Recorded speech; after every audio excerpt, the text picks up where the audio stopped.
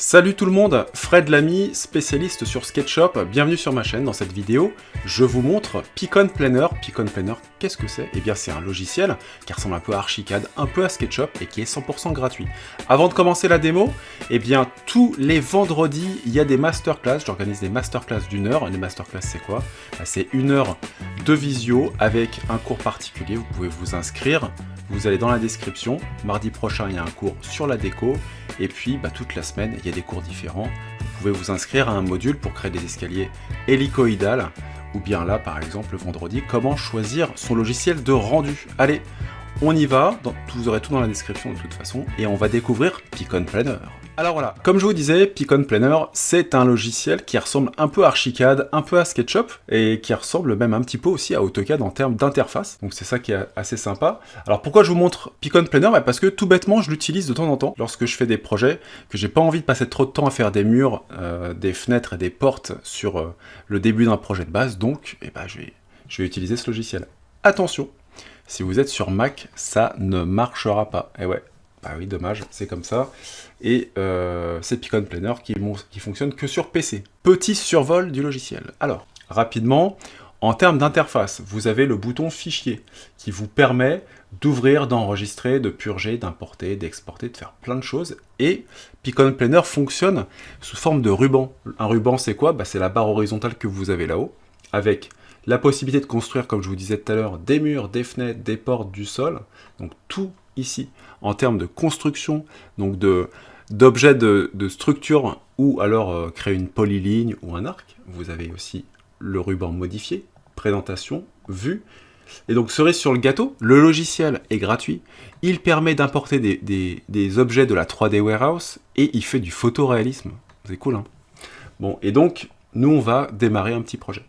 En termes d'interface, ça se sépare en plusieurs fenêtres. Donc on a la vue de dessus, la vue de devant, la vue gauche et la vue de perspective. Donc à chaque fois vous avez un petit intitulé en haut de chaque fenêtre.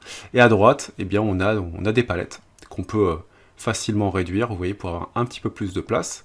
Et une fois que les palettes sont réduites, eh bien, on va les avoir sous forme d'icônes. Donc pas de problème après pour les réouvrir. Voilà.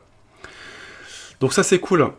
Ces fenêtres-là, vous pouvez changer rapidement l'interface. Là j'ai un petit bouton qui me permet de switcher entre une vue simple, donc une vue globale. Voilà. Donc là je vais travailler sur une vue qui est beaucoup plus grande. Ou alors je peux diviser, 1 et 2. Voilà, c'est une vue que j'utilise beaucoup. Là je peux dessiner à gauche et je peux voir notamment la vue en perspective. Et ouais, vous allez dessiner en plan et en même temps vous avez la vue en perspective. Donc ça c'est plutôt sympa. Alors on y va. Je vais vous faire une petite démo. Donc là, ici, je vais ouvrir le menu pièces. Donc on va prendre un mur. Je vais aller cliquer n'importe où dans ma page. On va cliquer ici, par exemple, et j'étire. Vous voyez. Et là, j'ai la mesure. Donc moi, j'ai configuré Picon pour être en centimètres, parce que je travaille dans tous mes projets en centimètres. Et là, rien de plus simple. Vous étirez ici, hop, vous tapez par exemple 500 et entrez. Et vous cliquez. Voilà, très important. Si vous ne cliquez pas une deuxième fois, vous allez pouvoir après jouer sur l'orientation en angle de votre mur, et vous cliquez, paf, et ça fixe le mur. Ensuite, je vais partir vers le bas, et regardez la petite astuce qui est vraiment super bien avec Picon, c'est que si vous appuyez sur la touche CTRL, vous pouvez changer l'orientation de votre mur. Donc ça, vous pouvez dessiner avec le milieu fixé au milieu de votre mur, sur la ligne de dessin, soit à l'extérieur ou à l'intérieur avec CTRL. Donc ça, c'est plutôt agréable, et c'est vrai que ça, c'est une logique de dessin qu'on va plutôt retrouver sur des logiciels comme Archicad. Allez, je vais taper 400 cm, on y va, on clique pour verrouiller l'angle du mur, ici, on va repartir sur 500, voilà, on va faire une pièce carrée, on va pas être trop exigeant, et soit je tape la mesure, soit je viens toucher le point de départ, voilà, je touche et je descends, et là, on a une assistance, un petit filet rose avec des pointillés, voilà, qui me permettent de ne pas me tromper. Et là, je referme ma pièce. Donc, super bien. Et là, la vue en perspective. Si je veux voir la vue en perspective plutôt que ma vue en plan, je viens cliquer en vue ici, maximiser, plein écran. Et là, je suis en perspective, j'enfonce le bouton de la molette. Et c'est un vrai logiciel, vous voyez, 3D et 2D en même temps. Donc, c'est plutôt sympa. Allez, on enchaîne ici. Donc, ce qui est chouette, c'est que j'ai la mesure intérieure et extérieure. Donc, 500 cm intérieur, 548 extérieur, en fonction de l'épaisseur des murs. Je peux cliquer sur mon mur mon mur, je peux le déplacer en prenant le petit point central, vous voyez. Donc je peux le décaler en rentrant une mesure, donc ça aussi c'est vraiment bien. Tout est collé, tous vos murs sont connectés. Et puis bah, on va rajouter une porte. Allez hop, ici je prends un élément muraux, une porte, je vais coller ma porte ici, voilà. Je clique, donc j'ai une porte par défaut qui fait 90. Et regardez, là où c'est super intéressant, c'est que votre porte, non seulement vous allez pouvoir jouer sur la disposition, donc soit ma porte, je veux qu'elle s'ouvre vers l'extérieur, d'accord? Ça peut être une possibilité, soit à l'intérieur, et là ici, vous pouvez orienter votre porte, donc ouverture à gauche ou ouverture à droite. Et puis cerise sur le gâteau, ce qui est génial, c'est que là vous avez l'espace entre votre porte et le début de votre mur. Donc si votre porte, vous voulez la caler, porte d'entrée par exemple à 20 cm du mur, bah, vous tapez 20 et entrée, boum, et votre porte, elle se met automatiquement. Et là on va changer l'orientation. Voilà, donc ma porte, elle s'ouvre comme ça. Tiens, on va faire un tour dans la 3D, pour voir ce que ça donne en même temps. Regardez, hop, bah, on a notre porte qui est faite. Je vais cliquer sur ma porte. Ici, je vais cliquer sur le triangle, et hop là, on peut ouvrir la porte en dynamique. Donc ça, c'est plutôt cool. Donc c'est plutôt, voilà, c'est plutôt chouette. Bref, on va arrêter de faire joujou. Toc. Donc ce qui est chouette, on appuie sur échappe. Ce qui est chouette, c'est qu'on a plein d'objets. Là, si j'ai envie de mettre, par exemple, une baie vitrée, allez hop, je vais mettre une baie vitrée ici. Hop, un clic et un clic pour décider de la largeur. Si je veux que on va sauvegarder maintenant, oui. On va aller sur le bureau. On va l'appeler test. Voilà. Et donc ma baie vitrée, si je veux changer ses propriétés, et ben si elle est sélectionnée, regardez ici, vous avez un menu où vous pouvez customiser complètement votre porte-fenêtre. Donc c'est vraiment génial. Là, si je veux une porte-fenêtre de 200, et ben 200, voilà. Si je veux la déplacer un petit peu pour la centrer, je la mets ici. Si je veux corriger ici, tiens, on va mettre par exemple 149, voilà, pour que ce soit à peu près équilibré. Allez, 150, et voilà, 150, on a votre porte est centrée. C'est plutôt chouette. Votre baie vitrée est centrée, et en perspective, et ben on peut jouer aussi sur l'apparence de la baie vitrée. On peut la séparer en deux en cliquant sur le petit trait vertical. Hop, voilà, baie vitrée avec deux fenêtres. Une barre horizontale si on veut, bon, par exemple. Et puis on peut même déplacer, toc, cette barre, imaginons, où on peut revenir en arrière, CTRL Z et CTRL Z.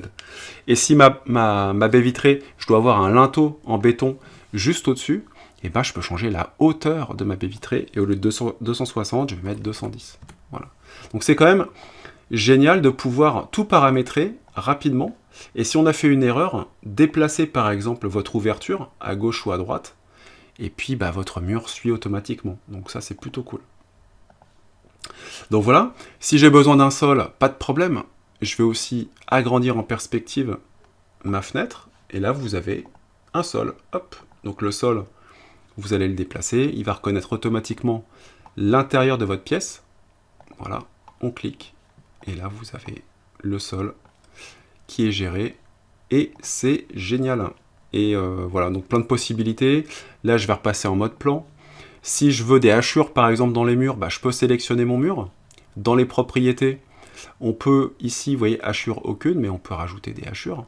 Donc c'est un logiciel qui est vraiment super complet, très agréable à utiliser. On va enregistrer cette petite maquette avec le format DWG par exemple. Donc ça le rend compatible AutoCAD. Je l'avais déjà enregistré. Mais les formats d'import sont super intéressants. Exemple, si je reprends le format en perspective et que je sélectionne tout ça, hop, fichier, exporter, voilà, géométrie. Et là, je vais pouvoir choisir le logiciel dans lequel je veux continuer à travailler. Par exemple, moi je veux bosser avec SketchUp, donc pas de problème, là dans ma liste. Et ben je vais retrouver, vous voyez, le fameux format, pas facile à dire, SketchUp, voilà, test, enregistré. Et je peux même paramétrer le niveau de détail de mon fichier, donc ça c'est juste incroyable. Et voilà, on va ouvrir SketchUp pour la démo, pour vous montrer le truc qui est vraiment, vraiment cool. Donc on va démarrer sur un modèle type déjà créé. Voilà, et j'ai importé mon début de maquette que j'ai fait avec Picon, qui s'appelle ici Test, vous voyez, avec le petit logo SketchUp. Donc j'ai bien exporté en SketchUp, on importe, et hop, j'ai ma maquette qui arrive. Voilà. Donc c'est vraiment trop bien. Là, si on fait un éclaté, on a tout en éléments séparés, et surtout on a des groupes, on a des composants. Donc ça voilà, c'est une partie du travail qu'on n'a pas à faire et qui va être fait par Picon. Voilà pour cette petite découverte du logiciel Picon. Voilà, la présentation de Picon Planner est terminée. Ça m'a fait vraiment plaisir de vous montrer un autre logiciel que SketchUp. Voilà. Ben, je peux vous dire que j'ai plein de choses à vous montrer aussi, hein, du Photoshop, de l'AutoCAD, il y a plein de possibilités. Donc je vous montrerai ça prochainement.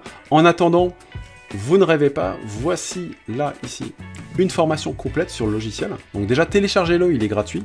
Et puis si vous voulez vous former, eh bien j'ai ma formation sur ma plateforme. D'ailleurs, pour ceux qui ne connaissent pas mes formations, sachez que mes formations sont 100% mises à jour tout le temps. L'année prochaine, la formation évolue, eh bien vous aurez gratuitement ces mises à jour. Et toutes les vidéos sont en illimité, quoi de mieux. Donc Picon Planner, c'est quoi? C'est un logiciel avec des éléments de construction complètement paramétrables, plein de formats d'importation et d'exportation qui sont actuels, qui sont classiques, 3ds Max, DWG, DXF, SketchUp. Vous pouvez passer bien sûr de la 2D à la 3D, et regardez, cerise sur le gâteau, il y a un beau moteur de rendu intégré, donc je vous invite vraiment à l'essayer. Voilà, si vous avez aimé cette vidéo, n'hésitez pas à la liker, à vous abonner à ma chaîne, et puis concernant les masterclass, les petits cours d'1 heure, qui sont vraiment très accessibles, renseignez-vous sur mon site, inscrivez-vous, attention les places sont limitées. Moi je vous dis à très vite pour de prochaines aventures, ciao.